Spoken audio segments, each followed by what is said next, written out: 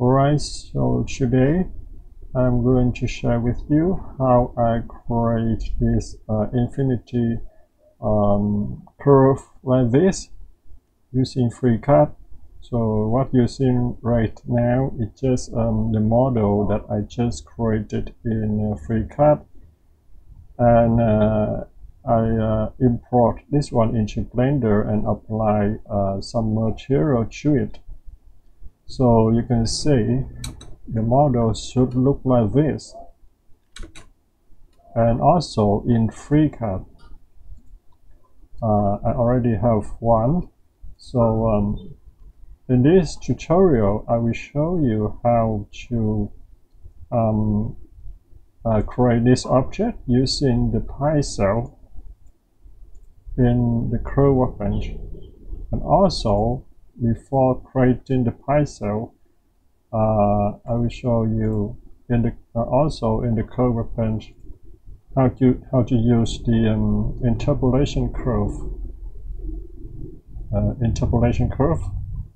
to connect points to create an infinity curve. So if you like this video, you can give me a like and subscribe. So have fun. Alright, so to start, I create a new document and go to Sketcher. In Sketcher, I will create a new sketch on the top view.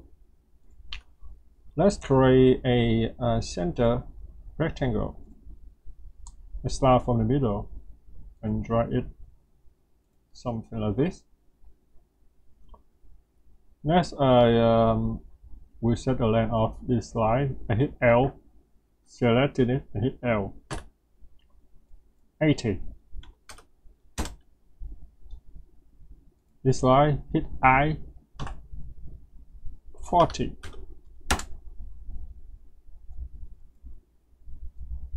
Okay, so next I will create two lines. One line like this and another one like this. Make sure this line is vertical constraint on it. I hit the V for vertical constraint. And for the vertical line, I select the top point and select this line up here. I hit Alt to put this point onto this line. Do the same, this one and this one, hit Alt. Okay. Next, I select this point and the middle line. Also hit Alt. Right. For the horizontal line, doing the same. Select this point, this line, hit Alt. This point, this line, hit Alt. And also this point, this line, hit Alt. Okay, so now the sketch turned green. We have a fully constrained sketch, but I want to remove some geometry, so I go to the trim tool. Okay, trim edge, or you can use the hotkey Z and T. Click on it, and I will remove two lines down here, this one and this one. Two lines up here, this one and this one. Okay, so the next thing I need to do is I want to set the constraint again because we lost the constraint. So I select this line, hit L and enter. Select this line and this line, hit E for equal, and select this line, hit I and enter. Also this line, hit E for equal. Okay, now fully constrained again. Next, I will select this line in the middle, this line over here, and this line down here, and I turn three lines into the construction line. Okay, Now I close the sketch, and you just have something like this. I select the sketch, and I go down to the data. I want to move this sketch up in the z-axis, so I go inside placement. I click on the position and the z-axis. I change the z-axis up to 35. Enter. I go up to view, toggle the axis cross. So you can see we have an arrow here. So you can clearly see the sketch up here, away from the center of the scene. Now I create a new sketch on the front plane. I want to create a line from the middle of the sketch up here. So I create one line. Let's see, I will create a line like this, and I will come over here, create external geometry, and selecting this line. Now we have external geometry here. So I also select this point, and this line hit out, and select this line, hit V for vertical constraint, and also this one, this point, and this line, hit out. Okay. Next, I will set the length of this line. I select this line, hit I. I will set the length of this 50. I close that, and I have something like this. Next, I want to combine the sketch and the sketch 001 together. I go to the Workbench, select these two here, go up to Plot, Compound, and Make Compound. I also want to create two copies of this compound. So I go to Workbench. In Workbench, I select the compound, go up here, create a clone, or you can use the hotkey C and L. So I click on this, and I have the first clone of this compound. Next, you make sure you go up here, go back to the compound, the first one, and click on this clone again. Now you have two clones of this compound. I go down here and hide the grid. So I go back to Plot. I go to the front view, and I select the first compound, and I want to rotate it 120 degrees. So I transform, and I will type in here 120, and come over here and rotate it in the y-axis like this to the right. Click OK. Now we have something like this. Doing the same, I select the compound 002, transform, move it to the left. Okay. Next, I go back to the Curve Workbench. I also want to set the point size of these three bigger. Go to the view, point size, set it to 10. Okay, so next, make sure you select nothing. Okay, and I will start from this corner over here. So I will start from this point up here, and I go to the point that away from the center, this one. I control selecting this point, and I go down here, I select this point over here, the point that away from the center of this area, this one, and also select the point on the top, and the next point will be this point, the one that away from the center. Doing the same over here, I control selecting the point that away from the center, this one, and the point that on top, and the point that away from the center, this one. And the next point will be this point. Control select on this point, and I will click on the interpolation curve, and we have something like this. Okay, so next I should close the interpolation curve. Let me hide the on the compound. You have an interpolation curve like this, but I go to the front view. We have missing this part over here, so I need to close this one. So I select the interpolation curve. I go to the data, and in the data I have an option to close it. This one, the periodic. I set it to true. Okay, so now we have the shape look right. Okay, the next thing I need to do is I will show the point size of this one bigger. Go down to the view, and the point size also set it to 10. Enter. You can see the point is up here.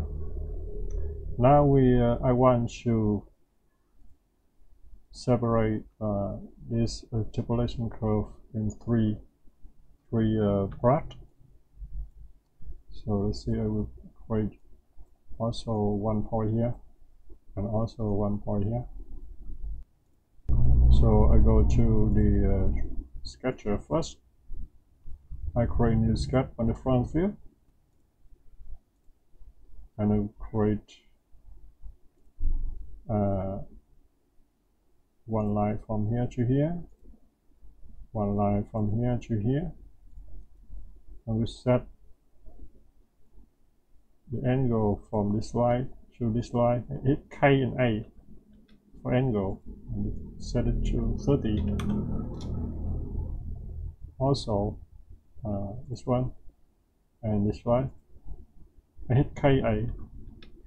You can see the angle is over here, so I will set it to 180 subtract by 30. Enter. So you should have something like this, and I will turn this line and this line to construction geometry, and also want to create two lines only in this area.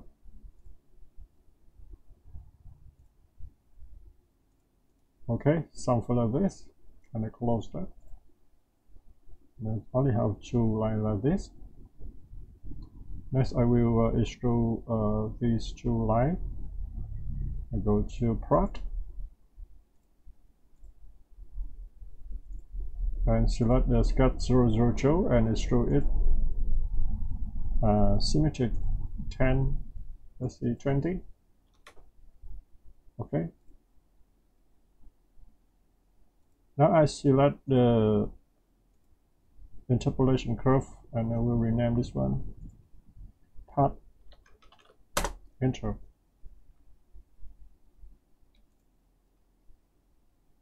For this part, I select the part, the interpolation curve, control select extrude, and I go up to part, split, and slide apart. We have an explode slide folder in here. I slide it down and I select 3 slides, go down to the data. Oh, sorry, in the view, and I will set the point size 10 as well. Now we only have 3 slides and 3 points like this. Next, I go back to the sketcher, and I will create a profile. like a circle. So I will create a new sketch on the top view and create a circle. I will set the radius, the diameter of the circle like 40. Enter. Close that. And I also set the point size of the circle bigger, 10. I select the sketch 003, go to attachment editor, and in the attachment editor I select this point up here, and I also select this line.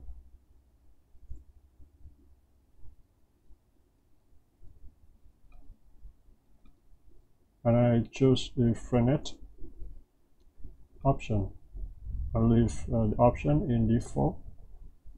I click OK.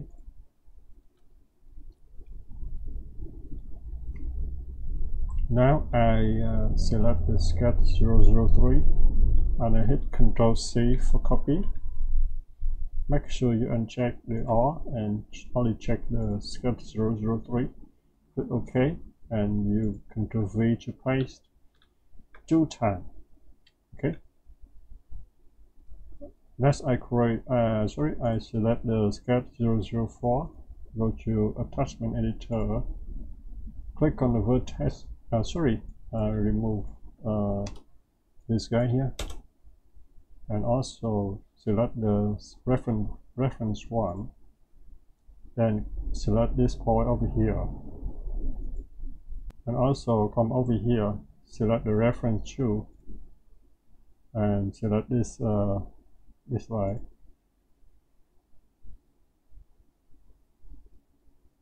Click OK for that. Next, I select the sketch 005, go to attachment editor, and remove this guy here. Select the reference 1 and choose this point. Select the reference 2, select this line. Click OK.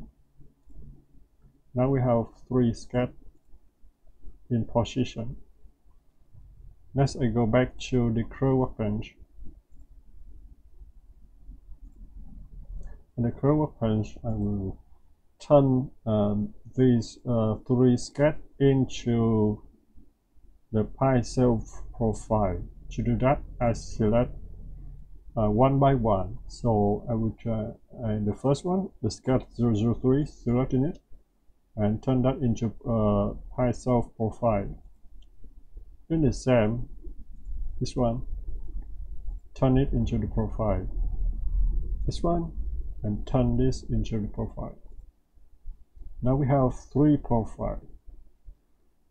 And let me show the part again. So I will hide this slide here, hide it, and I drop down the first one, drop it down, so until I see the part. I select the part and show it. Okay. Now I first select this the part, and then I move over to the G view and Control select the profile like this, 1, 2, and 3. Okay. And from there I will create a pie cell. Now you can see we have something like this, and if I go down, I select the pie cell and I go down to the data. The output option, I select the surface. Okay, so you can see it break. So I also set in, go down here, and the mode, I change it to Freecad. And also the correct, I will set it to true. So you can see we will have the result look like this. I also want to go drop it down and hide the profile, and I will select this final result, and I hit Ctrl D and will set the material of this one. This is shiny plastic, and set the color of this, something like this. And also select the file cell and go back to the view and change the deviation down to 0.1 to make it smoother, or also maybe 0.05.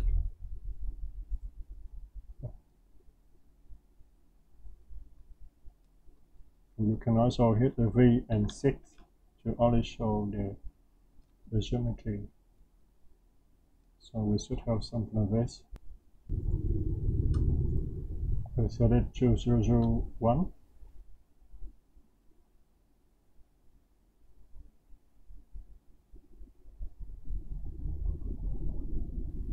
And this is the final result.